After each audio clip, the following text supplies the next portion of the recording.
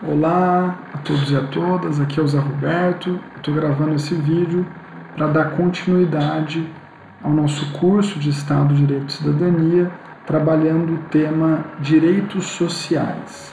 A gente já teve 2 aulas sobre esse tema. Na primeira aula eu apresentei para vocês dados sobre pobreza e desigualdade.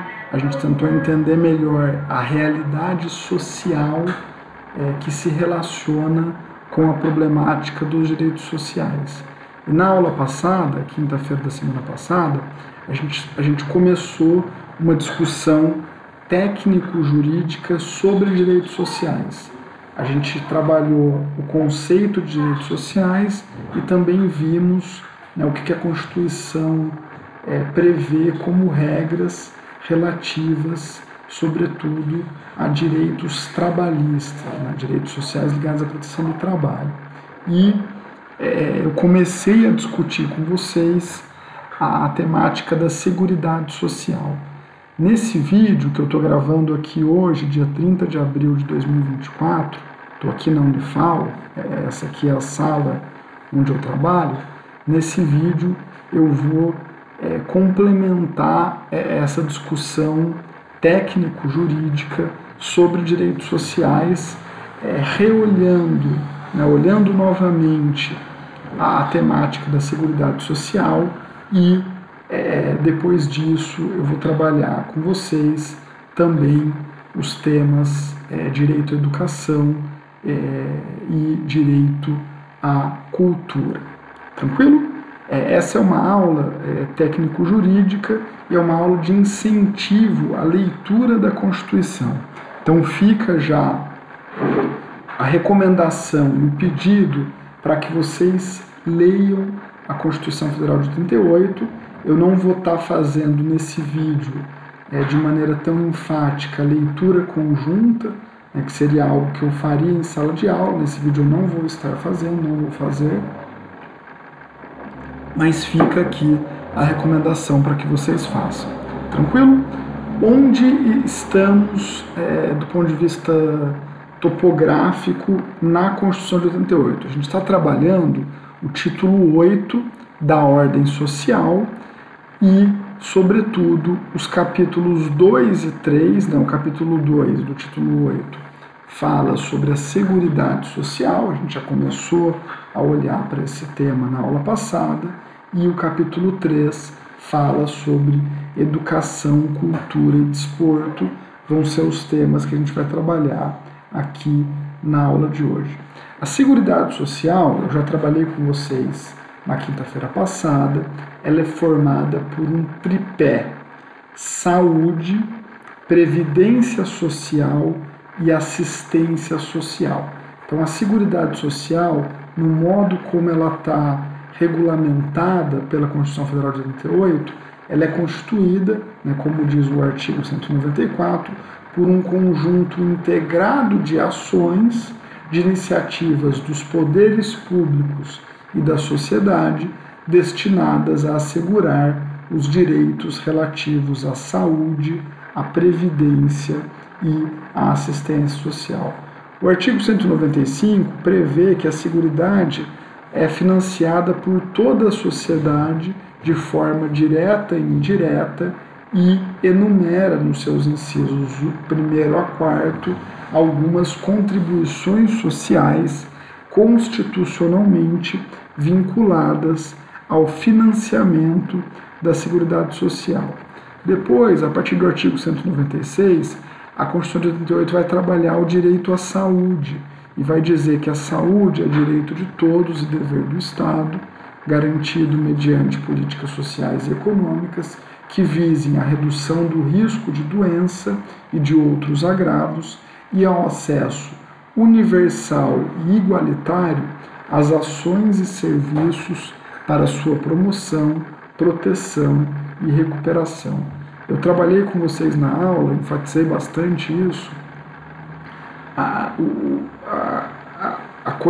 o caráter fantástico, o caráter extremamente positivo que é termos, a partir da Constituição de 88, um sistema único de saúde que garante acesso né, as ações e serviços para promoção, proteção e recuperação da saúde de modo universal, público e gratuito. Né? Então é um grande feito da sociedade brasileira. Óbvio, temos muitos problemas no SUS, temos muitos problemas na materialização do nosso direito à saúde, mas é uma conquista da sociedade brasileira que precisa ser melhorada, mas precisa também ser defendida e valorizada.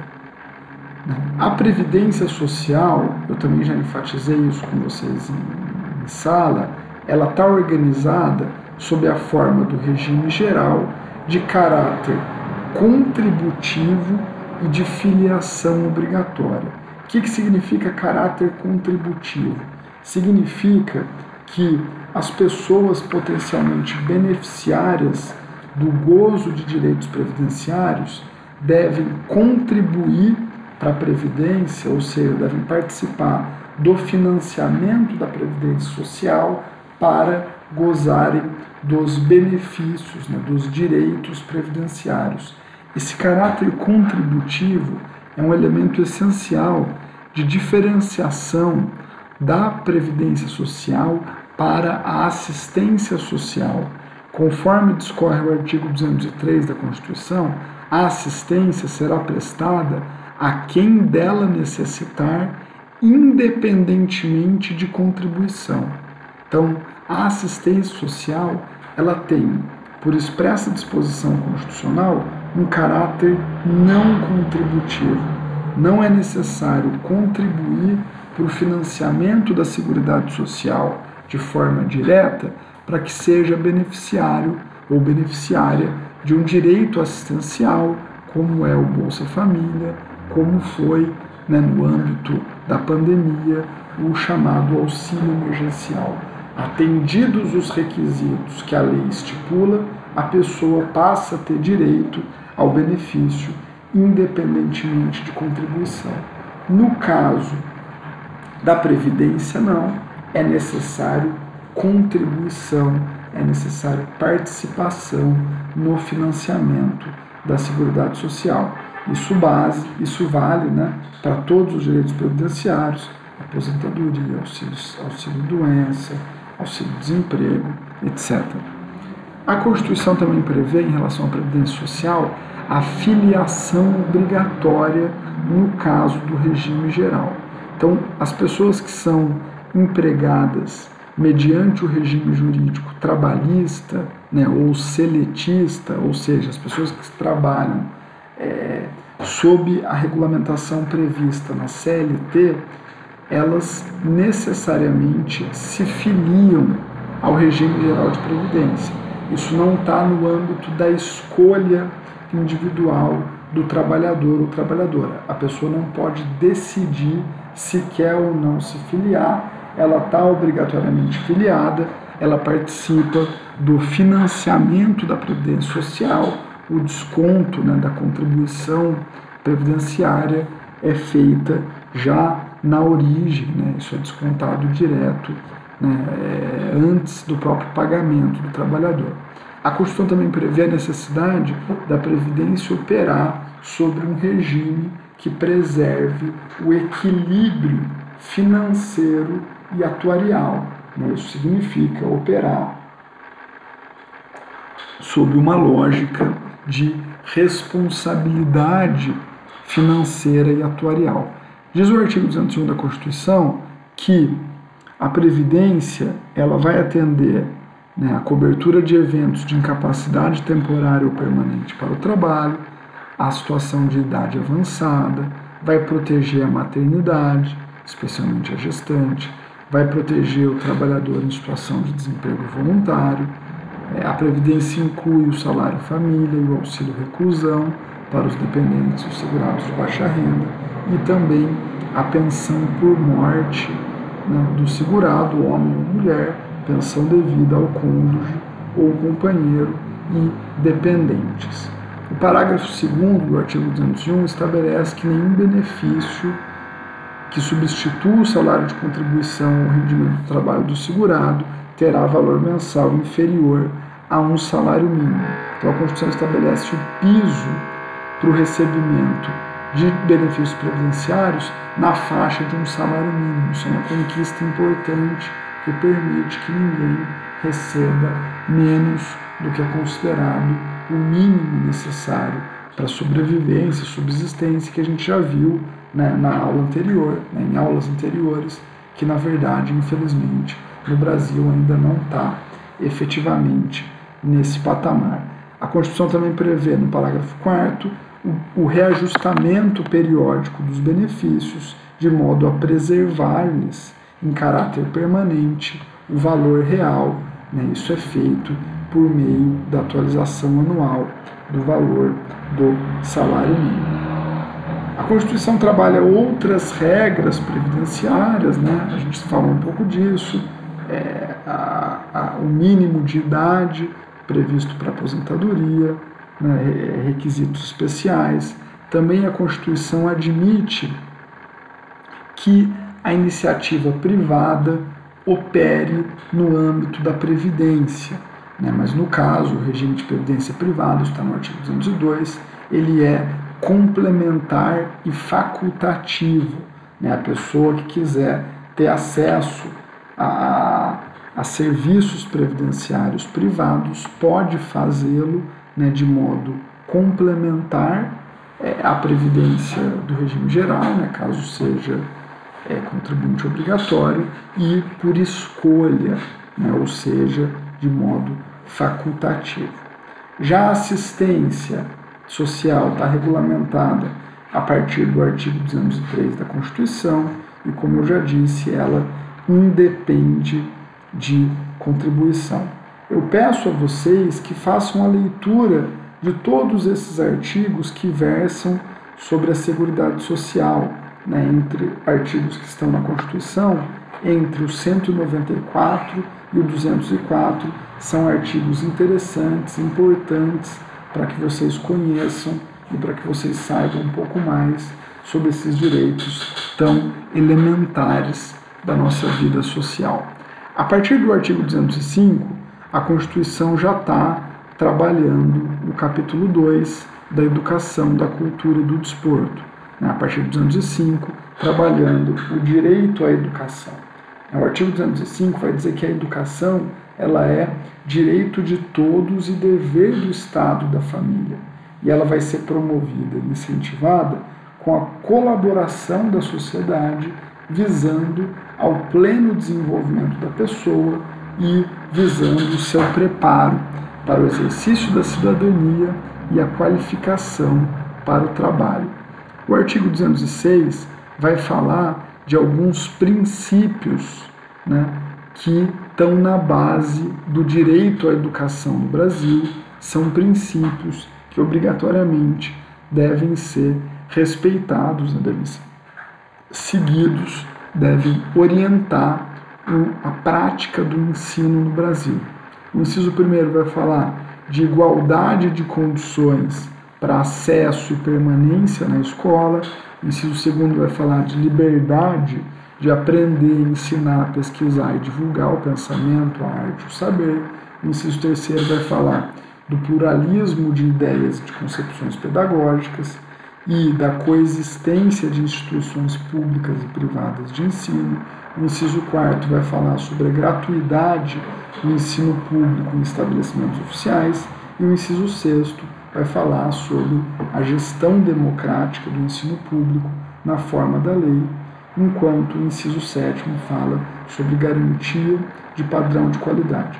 Percebam, não estão contemplados todos os incisos, não estou fazendo a leitura integral da Constituição, estou destacando alguns pontos que me parecem essenciais, né, que vocês conheçam, mas eu estou fazendo isso, né, estimulando-as a que façam a leitura da Constituição por si mesmos e si mesmas. Esses princípios jurídicos são a base constitucional do direito à educação e do modo como o ensino deve ser realizado no Brasil contemporâneo. E aí acho importante destacar né, que a Constituição prevê a liberdade e o pluralismo como duas bases centrais do direito à educação e do ensino no Brasil. Eu já falei isso com vocês em aulas anteriores, foi com base nesse entendimento constitucional sobre a centralidade da liberdade e do pluralismo como bases do ensino que o STF proibiu há alguns anos, né, as iniciativas que visavam vedar, né, o debate de certos temas no âmbito das escolas de ensino médio fundamentais no Brasil. Esse foi um movimento, né, que veio, né, na esteira desse movimento conservador, que teve uma expressão política forte no Brasil na última década, chamado, né, Escola Sem Partido, um movimento que visou proibir o debate de certos temas, entre eles a chamada ideologia de gênero, nas escolas. O STF entendeu que essas iniciativas eram inconstitucionais porque elas violavam os princípios jurídicos previstos no artigo 206 da Constituição, dentre os quais a liberdade de aprender, ensinar, pesquisar e divulgar o pensamento, a arte, o saber, e o pluralismo de ideias e de concepções pedagógicas. O artigo 207 vai falar das universidades, é um tema que nos interessa, porque estamos numa instituição universitária. E vai dizer que as universidades gozam de autonomia didático-científica, autonomia administrativa e autonomia de gestão financeira e patrimonial. Então, a universidade no Brasil ela tem autonomia, ela tem capacidade de se autodeterminar, de se autorregrar, de se auto-administrar, do ponto de vista administrativo, do ponto de vista financeiro e patrimonial e também do ponto de vista didático-científico. É o que prevê a Constituição. E a Constituição diz também que as universidades devem obrigatoriamente obedecer ao princípio da indissociabilidade entre ensino, pesquisa e extensão. Então esse é o chamado tripé universitário que está previsto no artigo 207 da Constituição, ensino, pesquisa e extensão. O artigo 208 vai estabelecer que é dever do Estado efetivar o direito à educação e vai prever uma série de regras, né, relativas ao modo como o Estado deve efetivar esse direito, né, nas diversas faixas escolares e em situações também específicas, né, como, por exemplo, a oferta de ensino noturno regular, entre outros temas. Esses direitos são direitos públicos subjetivos. Está previsto no parágrafo 1º do artigo 208, o que significa que a pessoa pode exigir do Estado, mediante uma ação judicial, o cumprimento desse dever do Estado, né? O artigo 208 enuncia como um dever do Estado, que gera nas pessoas um direito público, né? É direito porque envolve, né, a efetivação de interesses, é público porque diz respeito ao Estado e é subjetivo porque é um direito das pessoas. No caso da educação, também há a previsão constitucional de abertura à iniciativa privada, isso está no artigo 209, que diz que o ensino é livre à iniciativa privada. O artigo 208 regulamenta a oferta de ensino entre os entes da federação, né, dizendo que os municípios vão atuar prioritariamente no ensino fundamental e na educação infantil, enquanto os estados do Distrito Federal vão atuar prioritariamente nos ensinos fundamental e médio. A partir do artigo 215, a gente tem a discussão sobre direito à cultura. Né? Diz o artigo 215 que o Estado garantirá a todos o pleno exercício dos direitos culturais e o acesso às fontes da cultura nacional. Além disso, diz o artigo 215 que o Estado deve apoiar e incentivar a valorização e a difusão das manifestações culturais. O parágrafo 1º afirma que o Estado protegerá as manifestações das culturas populares, indígenas e afro-brasileiras, E o parágrafo 3º prevê que a lei vai estabelecer um Plano Nacional de Cultura.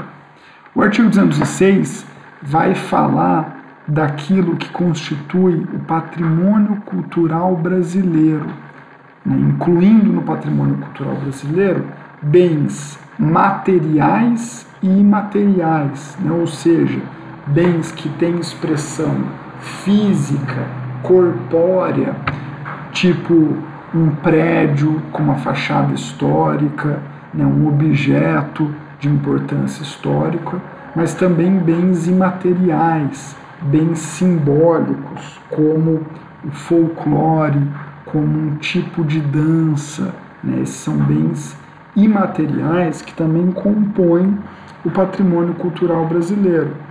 E a Constituição prevê que esses bens devem ser protegidos por meio de instrumentos como inventários, registros, vigilância, tombamento e desapropriação, né, são alguns dos instrumentos que a Constituição prevê para a proteção do patrimônio cultural brasileiro.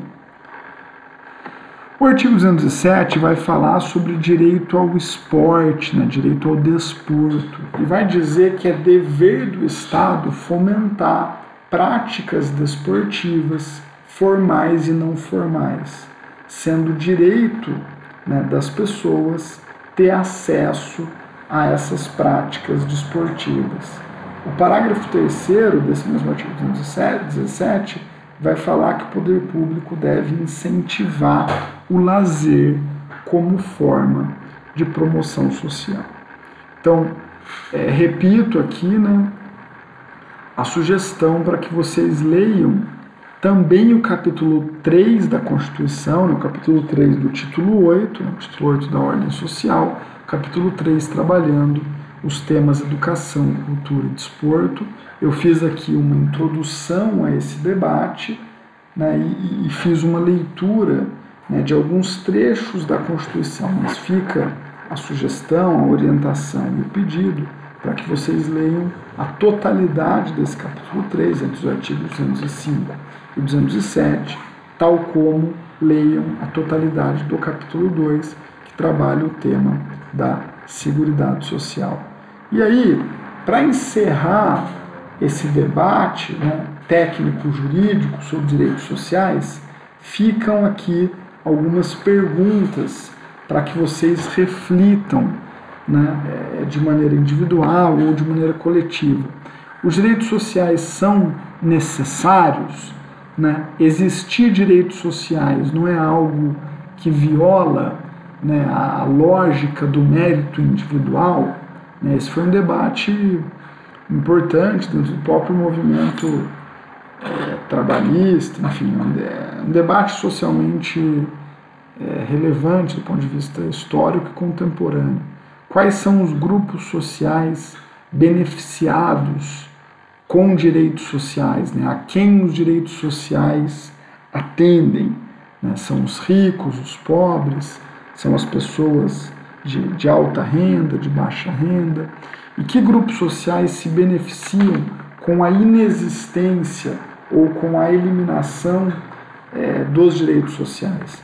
Esse tema é um tema bastante importante, porque a luta política contemporânea nas sociedades como a nossa, nas sociedades que adotam o modo de produção capitalista, o eixo central da disputa política são os direitos sociais.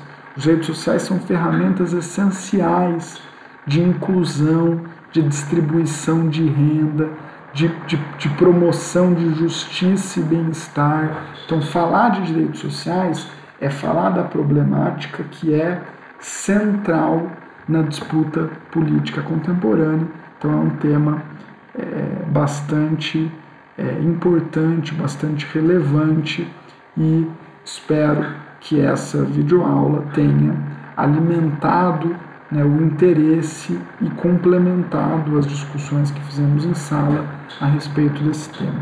Tranquilo? Estou à disposição. Qualquer dúvida, entre em contato comigo por e-mail, e vou agora gravar mais um vídeo, né, sobre o tema violência e direito à segurança. Beleza? Um grande abraço e até mais.